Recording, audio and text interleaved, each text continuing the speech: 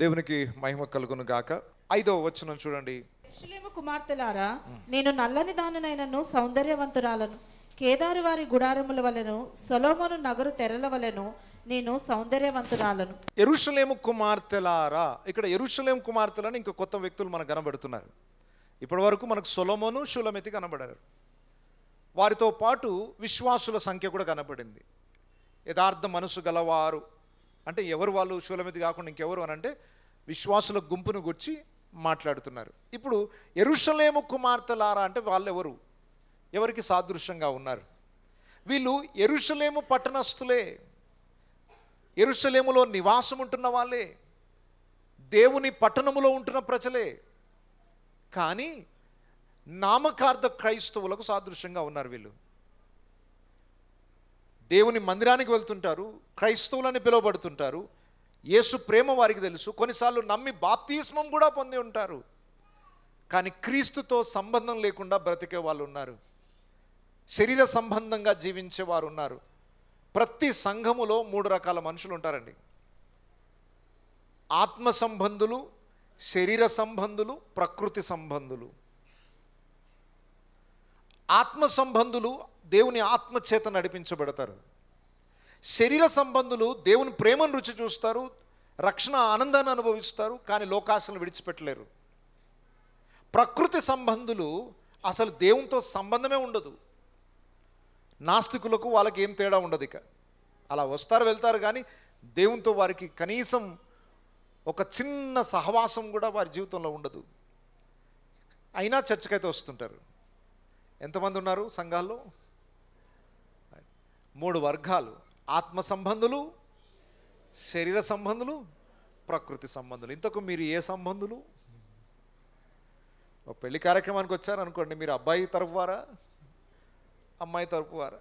చర్చికి రాగానే ఈ 3 వర్గాల్లో మీరు ఏ తరపు వారు?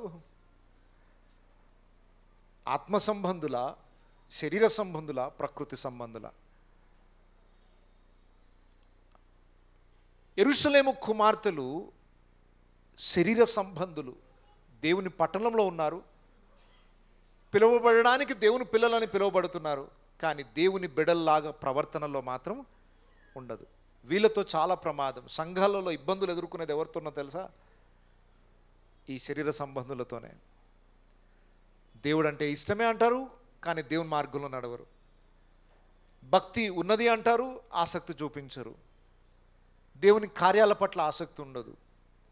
మళ్ళీ దేవుని కొరకు మేము ప్రాణమైనా పెడతామంటారు. అలాంటి పై భక్తిలో జీవిస్తూ లోకంలోనే ఆనందించడానికి ఇష్టపడుతున్న వారిని యెరూషలేము కుమార్తెలతో పోల్చవచ్చన్నమాట. ఈ యెరూషలేము కుమార్తెలు మనకి చాలా సందర్భాల్లో మళ్ళీ ఎదురవుతూ ఉంటారు. మనకు ఎప్పుడు నెగిటివ్ క్యారెక్టర్స్ వీళ్ళు. విశ్వాసిని దేవుల్లో ఎదగకుండా అడ్డుకునేది వీళ్ళే. ఒక విశ్వాసి బయట నుండి వచ్చే సమస్యలు వేరు. అన్యజనులు విశ్వాసిని హేళన చేయడం, మనం బైబిల్ పట్టుకొని వెళ్తుంటే హేళన చేయడము, మన మీద అనేక నిందలు మోపడము, మనని అపహాస్యం చేయడం అనేది కామన్ జరుగుతూనే ఉంటుంది. కానీ విచిత్రమైన విషయం ఏంటంటే చాలామంది గాయాలు పొందేది సంఘంలోని విశ్వాసుల ద్వారానే.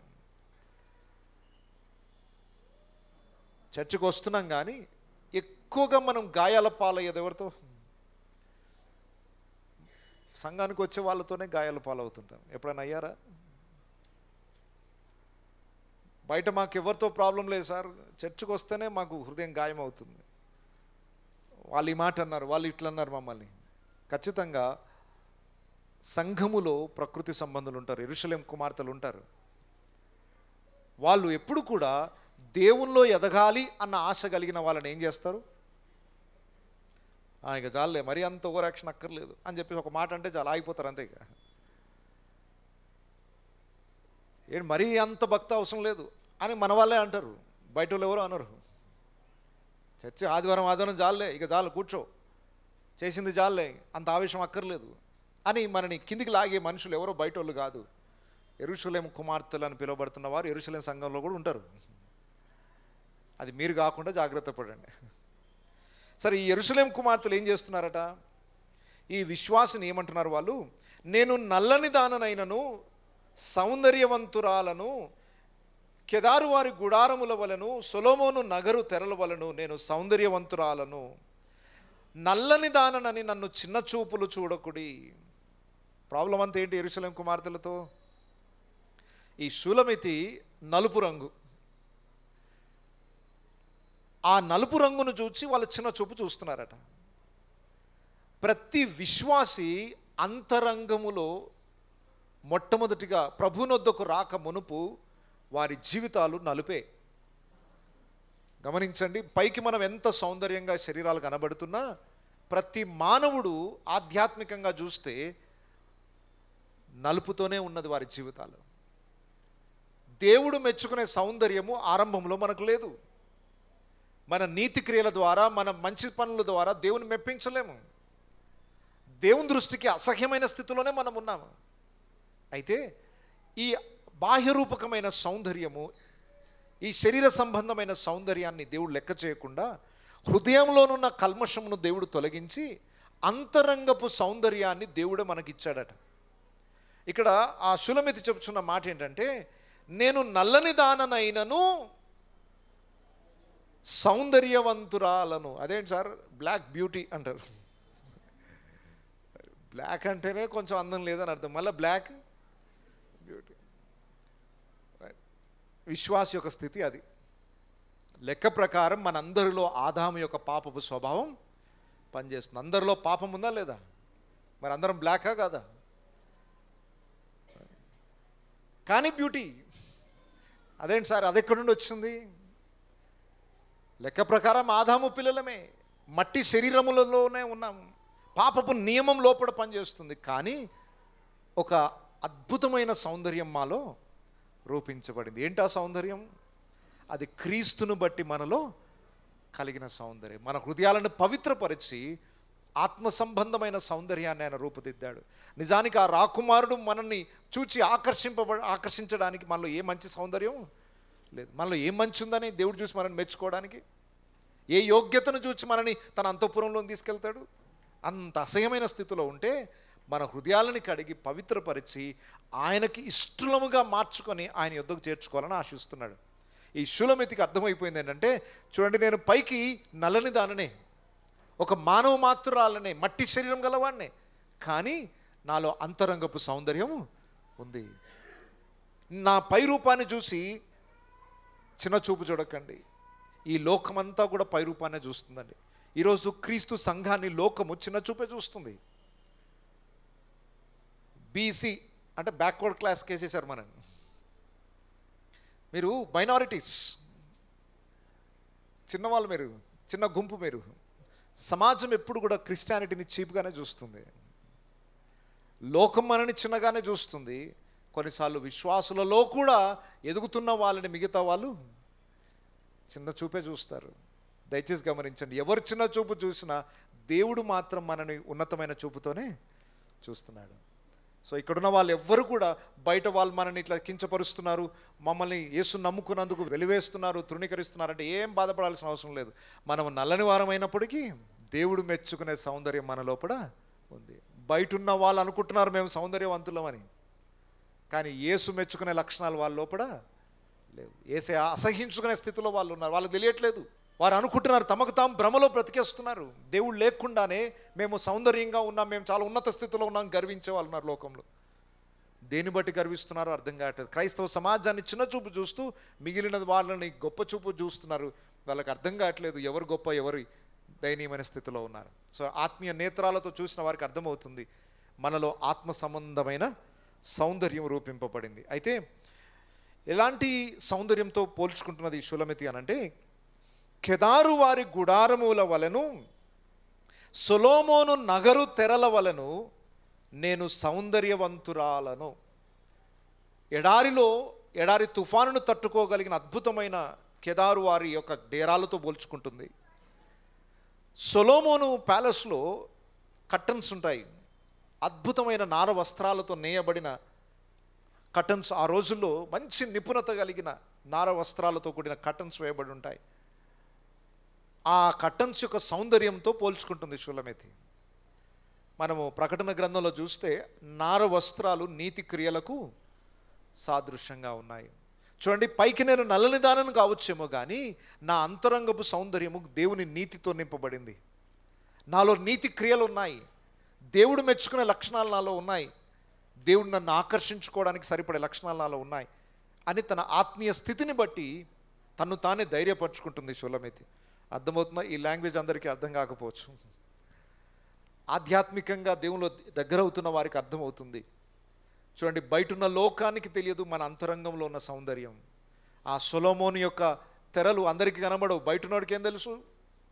సొలొమోను ప్యాలెస్లోనికి వెళ్ళిన వాడికి తెలుస్తుంది అద్భుతమైన తెరలు, కర్టన్స్ ఎలా ఉంటాయి, రాజభవనములో ఎలా ఉంటాయి పరిస్థితులు అనేవి లోకంలో ఉన్న వారికి తెలియదు. ఒక విశ్వాసి అంటున్నాడు, ఆ అద్భుతమైన సౌందర్యంతో నేను పోల్చుకుంటున్నాను. దేవుడు ఆ నీతిని నాకు ఇచ్చాడు, ఆయన రక్తం చేత నన్ను కడిగి తన మహిమకు పాత్రునిగా నన్ను చేర్చుకున్నాడు, ఆయన పోలికలోనికి నన్ను చెక్కుకుంటున్నాడు, ఆ సౌందర్యం నాలో ఉంది అని విశ్వాసి పలుకుతున్న మాట. కాబట్టి నల్లని దానని నన్ను చిన్న చూపులు చూడకుడి. ఇంత నల్లగా ఎలా మారిపోయాను అనంటే, నేను ఎండ తగిలిన దానను. ఎండ అనేది రెండు రకాలుగా మనం తీసుకోవాలి. ఒకవైపు నల్లనిది పాపంతో పోల్చబడిన, రెండవది ఈ ఎండ భయంకరమైన శ్రమలు వేదనలు కూడా సాదృశ్యంగా ఉన్నాయి. యేసు ప్రభు ఉపమానం చెప్పాడు, విత్తనాలు చల్లే ఉపమానం. కొన్ని విత్తనాలు రాతి నేల మీద పడ్డాయి. రాతి నేల మీద పడిన విత్తనాలు ఎందుకు ఫలించలేదు? ఎండ వేడికి తీవ్రత ఎక్కువైపోయి వేర్లు లేనందున అవి ఎండిపోయాయి. అంటే ఎండ అనేది భయంకరమైన శ్రమలు వేదనలు కూడా సాదృశ్యంగా ఉన్నాయి. అంటే ఒక విశ్వాసి తన ఆత్మీయ జీవితంలో ఎందుకు ఇంతగా లోకంలో వెనుకబడినట్టు కనబడుతున్నాడంటే, లోకంలో ఉన్న శ్రమలు ఉన్నాయి. క్రైస్తవ సమాజం 2000 సంవత్సరాల నుండి అణిచివేయబడుతూనే ఉంది. మొట్టమొదటి శతాబ్దం నుండి చూస్తూనే ఉన్నాం.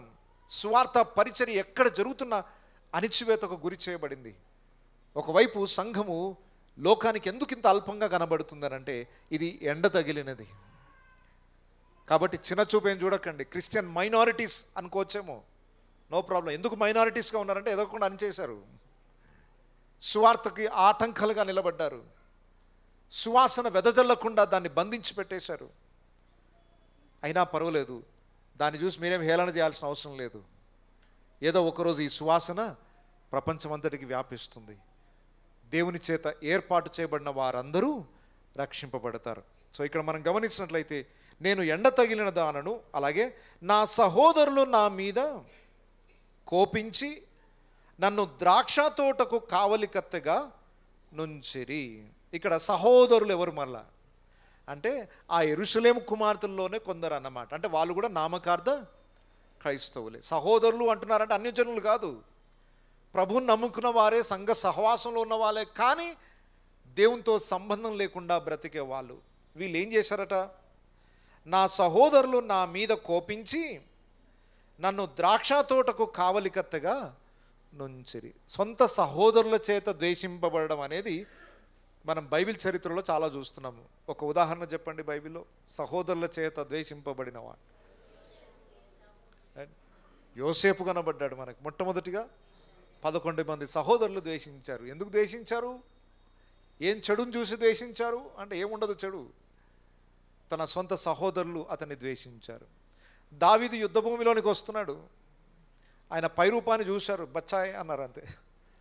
గొలియాతుని చూశాడు, గొలియాతు చూసి, ఇదేంటి నేనేమన్నా కుక్కను అనుకున్నావా, కర్ర పట్టుకుని నా మీదకి వస్తున్నావు, అయినా నీ ఏజ్ ఎంత, నా ఏజ్ ఎంత, నీకు నాకు పోలిక ఏంటి? అసలు యుద్ధంలో పోటీకి సమానత్వం, పోటీకి సరిపడే పోటీ ఉండాలి. బాలుని పంపించేసరికి ఎంత ఇన్సల్ట్గా ఫీల్ అయ్యాడో గొలియాతు. అంటే దావీదుని ఏ రూపంలో చూస్తున్నాడు గొలియాతు? పై రూపాన్ని చూసి తక్కువ అంచనా వేస్తున్నాడు. సరే, గొలియాతు తక్కువ అంచనా వేస్తున్నాడు. దావీదు ఒక సొంత సహోదరుడు ఏమన్నాడు? కోపగించాడట. ఎందుకు వచ్చావు యుద్ధభూమికి? యుద్ధం చూడడానికి వచ్చావా నువ్వు? టైంపాస్ చేయడానికి వచ్చావా? ఇక్కడ ఇంత ప్రమాదకరమైన ప్లేస్కి ఎందుకు వచ్చావని అతని చిన్నపిల్లలాగా చూస్తూ గద్దించాడు. పాపం పై రూపాన్నే చూస్తున్నారు, కానీ దావీదులో ఉన్న అంతరంగపు సౌందర్యాన్ని ఎవరు చూడలేదు, తక్కువ అంచనా వేశారు. తోటి సహోదరులే ఆయన తృణీకరించారు. యేసు ప్రభువుని ఆయన శిలువ మరణం పొంది పునరుత్థానం చెందేంత వరకు ఆయన సొంత అన్నదమ్ములు అక్కచెల్లెలు కూడా యేసునందు విశ్వాసం ఉంచలేదట. తన స్వజనులు ఆయనని విశ్వసించలేదు. అంటే రక్షింపబడిన విశ్వాసి కొన్నిసార్లు నా అన్న వారి చేత కూడా తృణీకరించబడాల్సి వస్తుంది. నా వారు అనుకున్న వారి చేత కూడా గాయపరచబడాల్సి వస్తుంది. 12 మంది శిష్యులను యేసుప్రభు నా వారు అనుకున్నాడు. దాంట్లోనే ఒకడు బల్లె పోటు పొడిచాడు. బయటివాడు ఏమన్నా అంటే మనం ఈజీగా వదిలేసుకుంటాం దాన్ని, పర్వాలే అని. కానీ మనకు ప్రియులైన వారు మనకి ఏదైనా ఒక మాట గాయపరిస్తే బయటున్న వాడు చేసిన గాయం కన్నా ఎక్కువ బాధపడతాం మనం. ఖచ్చితంగా విశ్వాసి ఆ బాధల గుండా వెళ్ళాల్సిందే. షులమితి పలికిన మాటను గమనించండి. నా సహోదరులు నా మీద కోపించి నన్ను ద్రాక్ష తోటకు కావలికత్తెగా నుంచిరి, అయితే నా సొంత తోటను నేను కాయకపోతిని. వేరే పనులలో నన్ను బిజీ చేసేశారు, చివరికి నాకు దేవుడిచ్చిన తోటను మాత్రం నేను కాయలేకపోయాను. ఇది చాలా ప్రాముఖ్యమైన విషయం. లైఫ్ని చాలా బిజీ చేసేశారు నన్ను. ఎంత బిజీ అయిపోయానంటే నా తోటను నేను నిర్లక్ష్యం చేశాను. ప్రత్యేకంగా సేవకులకు ఇదొక హెచ్చరిక. ఎందుకు అంటే కొన్నిసార్లు మంచి పనులే అనుకుంటాం, అన్ని మంచి పనులే మనం చేసేది. మంచి పనులే అనుకుంటూ బిజీ అయిపోయి నీ వ్యక్తిగత ఆత్మీయ జీవితాన్ని నిర్లక్ష్యం చేస్తావు. క్రిస్టియానిటీ ఒక సమయంలో ఏమైందో తెలుసా అండి? అద్భుతమైన మిషనరీ వర్క్ జరిగింది, సోషల్ వర్క్ జరిగింది. హాస్పిటల్స్ కట్టించారు, అనాథాశ్రయాలు కట్టించారు, స్కూల్స్ కట్టించారు, ఇవన్నీ బాగున్నాయి. రాను రాను రాను రాను ఏమైపోయిందో తెలుసా? ఇక క్రిస్టియానిటీ అంటే హాస్పిటళ్ళు, క్రిస్టియానిటీ అంటే స్కూళ్ళు, క్రిస్టియానిటీ అంటే అనాథాశ్రయాలు, అంతే. ఇవన్నీ సోషల్ వర్క్ అవసరమే. ఈ పనులలో బిజీ అయిపోయి క్రీస్తుకు దూరం అయిపోయిన వాళ్ళు చాలామంది ఉన్నారు. ఇప్పుడు క్యాథలిక్ చర్చెస్ మీరు గమనించినట్లయితే అద్భుతమైన సోషల్ వర్క్ చేస్తారు, కానీ ఎవరితో సంబంధం లేదు వాళ్ళకి. ఏం లాభం? పనిలో ఉన్నారు, తోట పనిలో ఉన్నారు, కానీ వారి సొంత తోటలను నిర్లక్ష్యం చేస్తున్నారు. కొన్నిసార్లు సేవ సేవ అనుకుంటూ మనం చాలా బిజీ అయిపోతాము, దేవునితో ఏకాంతంగా సమయాన్ని కూడా గడపం. అన్ని మీటింగ్స్ మీరు వెళ్ళొచ్చు, అన్ని కార్యక్రమాల్లో మీరు హాజరు కావచ్చు, చాలా యాక్టివ్గా చర్చ్ పనులలో మీరు ఇన్వాల్వ్ కావచ్చు. దయచేసి గమనించండి, మీ వ్యక్తిగత ఆత్మీయ జీవితం ఎలా ఉంది, దేవునితో మీ సహవాసం ఎలా ఉంది, మీ తోట ఎలా ఉంది. మంచి పనులు అన్నీ కూడా మంచివి కాదండి. మార్తా మరియా స్టోరీ ఉంది బైబిల్లో. మార్తా భోజనం వండడం కరెక్టా రాంగా? రాంగా? భోజనం వండద్దా? ఆ పని అవసరమా అవసరం లేదా? మంచి పనే, కానీ శ్రేష్టమైనది ఏంటి? యేసుప్రభు ఉన్న టైంలో ఏం చేయాలి? ఆయన మాట్లాడుతున్న సమయానికి ఏం చేయాలి? అప్పటికి అన్ని పనులు ముగించుకొని ఆయన పాదముల చెంత కూర్చోవాలి. తర్వాత మార్త మళ్ళీ వంట చేయలేదు యేసుప్రభుకి. తర్వాత అధ్యాయంలో మనం చూస్తే మరలా యేసుప్రభుతో పాటు లాజరు కూడా కూర్చుంటే మార్త ఏం చేస్తుంది వారికి? అంటే ఆ పరిచర్యను దేవుడు తప్పు పట్టట్లేదు, ఉపచార పరిచర్య తప్పనట్లేదు, కానీ ఉపచార పరిచర్య చేస్తూ దేవునితో నీకుండవలసిన వ్యక్తిగత సహవాసాన్ని నిర్లక్ష్యం చేస్తే శ్రేష్టమైన దాన్ని నువ్వు పోగొట్టుకుంటున్నావు అని అర్థం. మార్త చేసే పరిచర్య అవసరమే, కానీ మరియ చేస్తున్న పనిని పక్కన పెట్టి మార్త చేసే పని న్యాయం కాదు. దేవునితో సమయం గడపకుండా కేవలం పనే దైవం అనుకుంటే పొరపాటు చేసినట్లే. ఈరోజు చాలా బిజీ అయిపోతుంది మన లైఫ్. అంటే మనం ఏం తప్పులు చేయట్లేదు, ఇతరులకు మేలు చేసే పని కావచ్చు, ఇతరులకు సహాయపడే పని కావచ్చు, లేదా నీ కుటుంబాన్ని పోషించుకునే పని కావచ్చు, అన్ని పనులలో నమ్మకంగా ఉంటున్నావు. నీ తోట సంగతి ఏంటి? నీ హృదయం యొక్క ఆత్మీయ పరిస్థితి ఎలా ఉంది? దానికి రోజు నీళ్లు పోస్తున్నావా? దానికి రోజు ఎరువు వేస్తున్నావా? దాన్ని చక్కపరుచుకుంటున్నావా? దానికి ఫెన్సింగ్ వేసుకుంటున్నావా? దాంట్లో ఉన్న ములకంచెలన్నీ తీసేసుకుంటున్నావా? నీ తోట అడవిలాగా మారిపోతుంది, నీ వ్యక్తిగత జీవితం అడవిలాగా మారిపోతుంది. ఒకసారి ఆలోచించండి. కొన్నిసార్లు అందరికీ నీతి మాటలు చెప్తాం, మనం అందరికీ మేలుకరమైన విషయాలు చెప్తూ ఉంటాం, సువార్త కూడా బలంగా ప్రకటిస్తారు కొంతమంది, కానీ వ్యక్తిగతంగా వారి జీవితాన్ని పట్టించుకోరు. షులమితి అదే పొరపాటు జరిగింది. నేను తోటలో పనికత్తగా పని చేస్తున్నాను, కానీ నా సొంత తోటను నేను కాయలేకపోతిని. సో ఎవరైనా దేవునితో సమయం గడిపే తీరిక లేకుండా పని చేస్తున్నారంటే ఆ పని కొంచెం తగ్గించుకోవడం మంచిది. దేవునితో గడపలేనంత బిజీ అయిపోతున్నారు అని అంటే ఎక్కడ ఎక్కువ పనులు ఉన్నారో వాటిని కట్ చేసుకోవడం మంచిది. మన సొంత తోట పాడైపోతే మనం దేవునికే దూరం అయిపోయే అవకాశాలు ఉన్నాయి. సో వ్యక్తిగత ఆత్మీయ జీవితం అన్నిటికంటే విలువైనది, దాన్ని ఎవరు నిర్లక్ష్యం చేయకూడదు. మీటింగ్స్ ఇంపార్టెంటే, అన్ని కార్యక్రమాలు ఇంపార్టెంటే, కానీ ఏకాంత ప్రార్థన వాటిలో శ్రేష్టమైనది. దేవునితో వ్యక్తిగత సహవాసము చాలా శ్రేష్టమైనది. అది మనం గమనించాల్సిన విషయం.